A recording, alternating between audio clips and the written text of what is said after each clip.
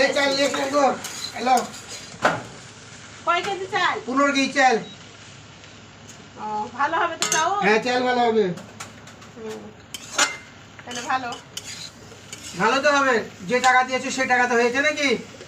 টাকা আবার কোথা থেকে তুমি যে 90 টাকা দিয়েছিলে ওটাও লেগে গেছে আরও লেগেছে 90 টাকা মানে আমি যে সকালবেলা টাকা দিলাম ওটা তো বাবুর রিকশা ভাড়ার টাকা ওটা কেন খরচ করেছো তুমি তো চাল তোমার 80 টাকা কেজি তুমি 15 কেজি চালের দামটা ধরো কত টাকা হচ্ছে ধরো ওই তো এখন হিসাব তো ভালোই বুঝাবো তুমি এই জন্য তো তোমার ইয়ার চিটার বাটপাড়ি খালি করে করে চাল কিনো বসে বসে আমি তোমার সংসারে কোনো চিটারপনা করি না চিটারপনা করলে বাইরে ওই 90 টাকা খাওয়ার জন্য কত ধরনের ধান্দা করলো আর এই ধান্দা এখন এই চালের পিছনে লাগালো তুই চালটা তুই কেজি হিসাবে গুনে লাও আর বাকি টাকা আমাকে দাও তোমার মাথাতে যে বুদ্ধি আছে যে চিটারি করে কিভাবে হিসাব পূজাতে হয় সেটা সবাই জানে চিটার কোথাকার বাট পাট কথাবার্তা সব সময়